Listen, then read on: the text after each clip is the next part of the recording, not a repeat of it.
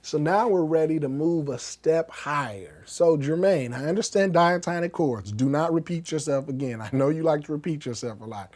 I understand circular movement. I'm gonna print out the circle of fifths if I haven't already, and I clearly see if it's neighbors on the chart, they're friends, they're relatives, they're buddies, they lead to each other, they like to be with each other, and I can play a lot of songs by understanding the circle. But now what I want to introduce you to is stepwise motion. And that's when songs are moving with the scale almost right next to each other. They're moving in whole steps and half steps. So instead of having this movement between C and F, okay, instead of having C going to F, that's circular movement. And F going to B flat and E flat and G flat. That sounds very good. But sometimes songs, they move up the scale. They go, and then they'll use these chords going up. Now those won't be the exact voices, but those are the diatonic chords that work. Kirk Franklin has a song and it just moves up the scale.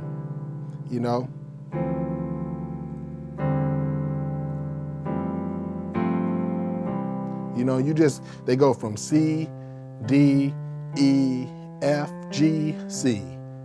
If you think about it, that G going to C, that's circular movement. We know the fifth tone of the scale, it leads home to the one.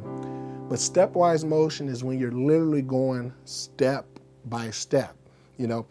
Half steps, whole steps. Just take out the half and whole. And if you're going in step motion like that, whether half or whole, using music, it'll follow that. So that's the other half of the equation. Now there's some other movements too, but these are songs like, for example, Jesus is the answer for the world today. Above him there's no other. Jesus is the way. I hope y'all don't mind my singing. I'm not a singer, but do you see what we did in that song? And I tried to keep it simple on purpose. I just kept this D flat. I moved the D flat just to show you a different key, but I've kept this D flat major chord, D flat, F, and A flat. And I just alternated between an A flat major chord in first inversion, C, E flat, and A flat from bottom to top. And I alternated while my bass moved down every tone of the D flat major scale. And I moved in step. It doesn't matter if you go down or up, I moved in step. Not always whole steps, not always half steps, but I moved with the why won't he wear white when hot backwards. And don't ask me to do that backwards. I'm not good. I'm not dyslexic either. So I'm just, look at my right hand. I'm not trying to teach you the progression. I'm just trying to get you to understand the concept. It actually works though. Jesus is the way. You can just literally switch this for my beginners. And this is perfect for stepwise motion. That's Jesus is the answer. But just to tell you and understanding you, but really convey to you that songs move in step as well. No weapon formed against me. You know that song. Shall prosper. And then, it won't work. Of course, you'll play better chords as you get better and better. Some of those extended chords we talked about. But for explanation purposes, do you see stepwise motion? But stepwise motion can oftentimes be converted to circular motion. There's a fine line. Let me show you. So we're in the key of D flat. Now you clearly know what stepwise motion. We're literally moving down step by step, alphabet letter by alphabet letter, degree by degree. These are different ways to say it. Down the scale.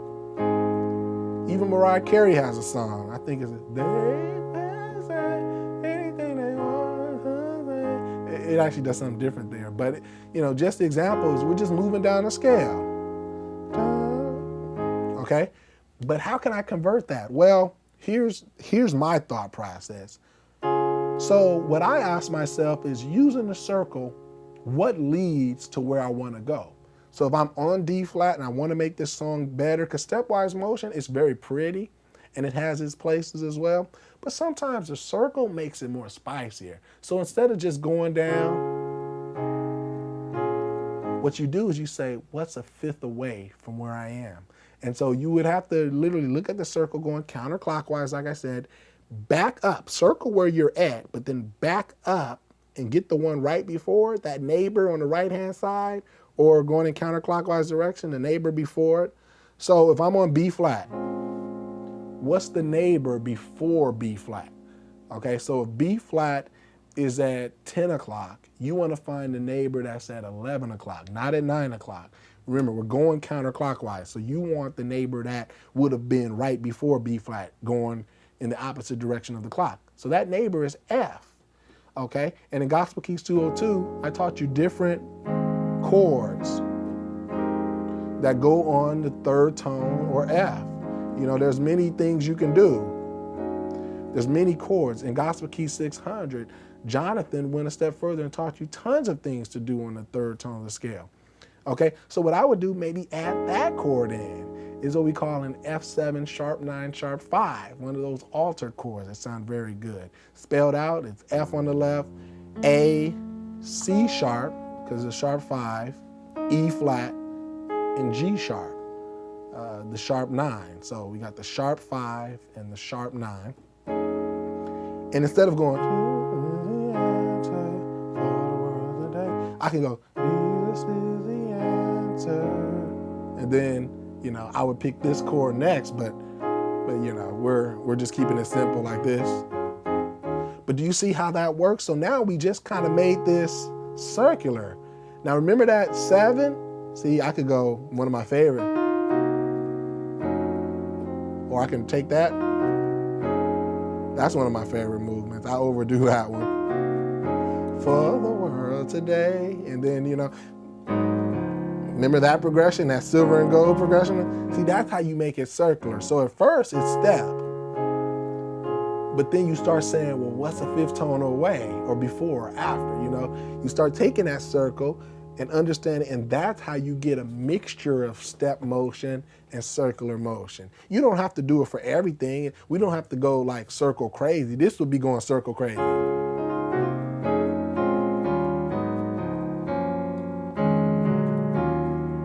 You know, we don't want to go circle crazy.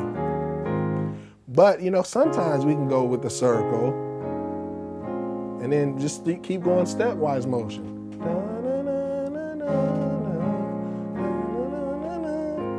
Or, you know, you can mix, you know, step motion together with circle motion. But it's just important to understand that some songs move step by step, and sometimes it's in the middle. You know, you might get to this F and go down to, or you might get to this G flat and go down to F, E flat, but then the E flat goes circular to the A flat and then brings you home. So there's a mixture of step and circle in all kinds of music.